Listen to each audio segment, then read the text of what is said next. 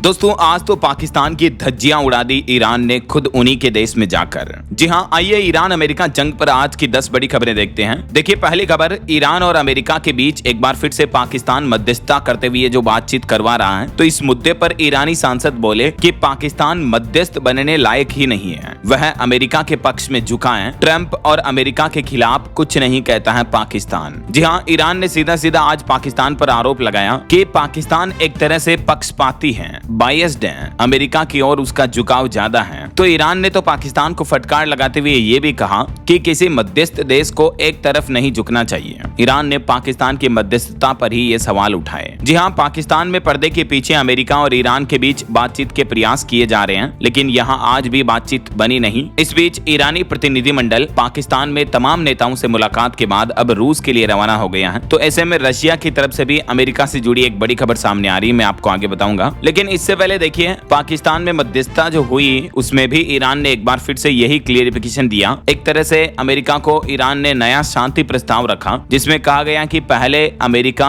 Hormuz root को खोले, उसके बाद फिर होगी परमाणु मुद्दे पर बात। ईरान ने अमेरिका को 2 सूत्रीय एक और शांति प्रस्ताव भी भेजा है। और वो 2 चरणीय योजना क्या है? पहले चरण में तो होर्मुज स्ट्रेट को फिर से खोला जाए और यहाँ जो अमेरिका ने ब्लॉकेड नाकाबंदी कर रखी है उसको खत्म किया जाए। दूसरा चरण युद्ध विराम या स्थायी शांति समझौता लागू हो, और तीसरा उसके बाद जाकर परमाणु कार्यक्रम पर औपचारिक वार्तालाप शुरू हो। तो ये ईरान की तरफ से अमेरिका को अब नई शर्तें सौंपी गई हैं कि हम चाहते हैं कि ये अमेरिका करे ऐसा। उधर अमेरिका ने भी कुछ कड़ी शर्तें रखी है ईरान पर, जिसमें कम से कम 10 साल तक ईरान जो है वो यूरेनियम संवर्धन को रोकेगा, यानी परमाणु ऊर्जा, परमाणु हथियार बनाने की प्रोसेस प्रक्रिया पर काम नहीं करेगा। इतना ही नहीं, ईरान के पास जो मौजूदा परमाणु सामग्री है उसको भी देश से बाहर भेजना होगा। कुल मिलाकर डोनाल्ड ट्रंप की नीति यह है कि ईरान को किसी भी हालत में परमाणु हथियार हासिल करने की अनुमति नहीं दी जाएगी ऐसा। तो ये दोनों ही देश एक दूसरे को अपनी शर्तें, नीतियां सौंप चुके हैं। इस बीच देखिए बड़ी खबर, ईरान को डराने धमकाने की कोशिश काम नहीं करेगी। ईरान के विदेश मंत्री अरागची अभी रूस के मॉस्को दौरे पर गए हुए हैं, और इस बीच रशिया की तरफ से ये बड़ा बयान सामने आ रहा। ईरान के समर्थन में रूस द्वारा लगातार बयानबाजी जारी है। अब रूस ने कहा कि अमेरिका द्वारा ईरान को डराने धमकाने की कोशिश की जा रही है, लेकिन ईरान के सामने ये रणनीति काम नहीं आएगी। रूस ने यह भी कहा कि अमेरिका को ईरान के सामने अपना रुख नरम करना चाहिए। यानी कहीं ना कहीं देखा जाए तो रूस काफी शक्तिशाली देश जो है वो ईरान के साथ, यानी अमेरिका ईरान युद्ध में वो ईरान के पक्ष की ओर है, ये कहना है रशिया का सीधा सीधा। चलिए अगली खबर देखिए, अमेरिकी राष्ट्रपति डोनाल्ड ट्रंप ने भी ईरान को कहा कि ईरान के पास समय बहुत कम है, बहुत कम ही वक्त बचा है। 3 दिन में अगर सीजफायर की शर्त नहीं मानी तो तेल पाइपलाइन ब्लास्ट हो जाएगी। डोनाल्ड ट्रंप ने अब ईरान को भी एक खतरनाक हिदायत दी, धमकी दी।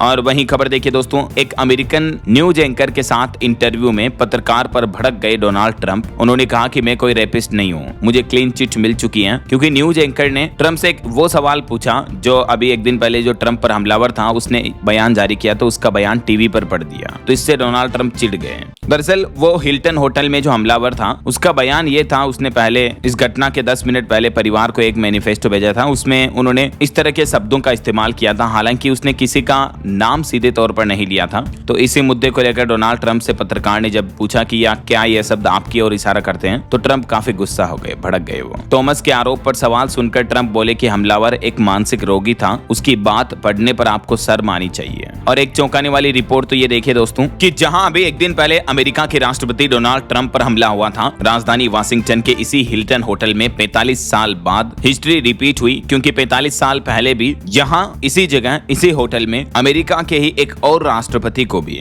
गोली मारी गई थी। एक हीरोइन को इम्प्रेस करने के लिए एक शख्स ने राष्ट्रपति रीगन पर यहीं पर गोली चलाई थी। और अभी हुई इस गोलीबारी की घटना पर अमेरिका के पूर्व राष्ट्रपति बराक ओबामा ने भी बयान दिया। वो बोले कि लोकतंत्र में हिंसा के लिए कोई जगह नहीं है। ट्रंप पर हमले पर बराक ने चिंता जताई। अच्छा, और जब इस हमलावर से जांच एजेंसियों ने पूछा कि क्या आपको अपने किए पर पछतावा है, तो अपने कबूलनामे में इस संदिग्ध शख्स ने और क्या क्या खुलासे किए देखिए आप। एक तो जांच में पता चला कि हमलावर ने हमले से कुछ मिनट पहले ही अपने रिश्तेदारों को एक कबूलनामा भेजा था, जिसमें ट्रंप कैबिनेट पर हमले की बात कही गई थी। ट्रंप प्रशासन के अधिकारी हमलावर के निशाने पर थे। कार्यवाहक अटॉर्नी जनरल टॉड ब्लेंच का दावा किया जा रहा, वारदात से पहले हमलावर ने लंबा सफर तय किया, कैलिफोर्निया से ट्रेन से शिकागो और फिर वाशिंगटन तक पहुंचा। लेकिन इसको पहले ही पता था कि यहाँ आज ट्रंप की मीटिंग वगैरह होने वाली है। इसी जगह इसी होटल में उसने भी कमरा रूम बुक कर रखा था। और वहीं खबर देखिए दोस्तों, पाकिस्तान की मध्यस्थता पर भी सवाल खड़े हो रहे हैं और ईरान अमेरिका की वार्तालाप पर संशय के बीच अब एक ईरानी सांसद ने यह भी दावा किया कि अमेरिका कभी भी जंग वापस शुरू कर सकता है। ईरानी नेताओं को यूएस और पाकिस्तान दोनों पर ही कोई भरोसा नहीं है, क्योंकि ईरान अमेरिका पर तो वैसे भी भरोसा नहीं करता है और अब तो ईरान का पाकिस्तान की मध्यस्थता से भी भरोसा उठ चुका है, क्योंकि पाकिस्तान इस मध्यस्थता में पक्षपाती की तरह व्यवहार कर रहा है। अमेरिका का पक्ष ज्यादा ले रहा है, ईरान की बातें कम सुन रहा है ऐसा। और एक रिपोर्ट आ रही कि ईरान के हमलों के बीच यूएई ने मांगी थी इजराइल की मदद, तो नेतन्याहू ने आयरन डोम सिस्टम भी भेजा था यूएई को मदद के लिए। और एक बड़ी खबर देखिए, आखिर ईरान को कैसे मिल रही है अमेरिका की घातक मिसाइलें और बम। रिवर्स इंजीनियरिंग के जरिए अब ईरान अमेरिका को उन्हीं के हथियारों से मुंहतोड़ जवाब देने की तैयारी में है। दरअसल बात कुछ यूं है, समझिए पूरा मामला। ईरान की सेना का कहना है कि अमेरिका की कई ऐसी मिसाइलें और बम उनको बरामद हुए हैं जिनमें विस्फोट नहीं हुआ था, यानी जो मिसाइल और बम फूटे नहीं थे, तो वो मिसाइल अब ईरानी सेना को मिली। तो ईरान अब क्या कर रहा है, उन हथियारों को खोल करके चेक कर रहा है कि ये किस टेक्नोलॉजी पर बने हुए हैं, कैसे इनका निर्माण हुआ, मैन्युफैक्चरिंग। रिवर्स इंजीनियरिंग बोलते हैं बेसिकली इसे। इस प्रोसेस को जब प्रोडक्ट से मैन्युफैक्चरिंग प्रोसेस वापस अपन जानते हैं, तो इस प्रक्रिया को, तो इस रिवर्स इंजीनियरिंग के माध्यम से अमेरिका के हथियारों की तकनीक समझने की कोशिश कर रहा है ईरान। और ये तकनीक हाथ में आने के बाद अमेरिका और कमजोर हो जाएगा ईरान के आगे, क्योंकि फिर ईरान अमेरिका को उन्हीं के हथियारों से मुंह तोड़ जवाब भी देगा ऐसा। हालांकि डोनाल्ड ट्रंप का अभी भी यही कहना है कि ईरानी अधिकारी मुझसे फोन पर बातचीत कर सकते हैं। फिर नाटो पर भी भड़के डोनाल्ड ट्रंप। तो कुल मिलाकर दोस्तों, आज मिडिल ईस्ट में चल रहे युद्ध को खत्म करने के लिए जो ईरान और अमेरिका के बीच बातचीत हो रही है, उसमें अभी तक कोई ठोस सहमति नहीं बन पाई है। और इस बीच ईरान के एक नेता ने पाकिस्तान की भूमिका मध्यस्थता पर भी सवाल उठाए हैं। ये देख सकते हैं उनका बयान। ईरानी संसद की राष्ट्रीय सुरक्षा और विदेश नीति समिति के प्रवक्ता का ये कहना है, रेजई इनका नाम है। और उनका बयान भी ऐसे समय में सामने आया है जब ईरान के विदेश मंत्री अब्बास अरागची पिछले 24 घंटों में 2 बार पाकिस्तान के दौरे पर गए हैं। ये देख सकते हैं रेजाई ने अपने ट्वीट में क्या लिखा कि पाकिस्तान भले ही हमारा अच्छा दोस्त है, पड़ोसी है, लेकिन वह बातचीत के लिए सही मीडिएटर नहीं है और पाकिस्तान के पास जरूरी क्रेडिबिलिटी भी नहीं है। वे हमेशा ट्रंप के फायदे को ध्यान में रखते हैं। और ये देखिए तस्वीर, पुतिन से मिलने रूस पहुंचे फिर ईरान के विदेश मंत्री अरागची यहाँ रूसी डेलीगेट से मुलाकात कर रहे हैं वो। कुछ और अंतर्राष्ट्रीय न्यूज अपडेट देखिए दोस्तों। रूस यूक्रेन जंग पर भी बड़ी खबर आ रही है कि चेरनोबिल हादसे की 40वीं वर्षगांठ पर परमाणु खतरे की चेतावनी दी गई। ताजा हमलों में 16 लोगों की जान चली गई।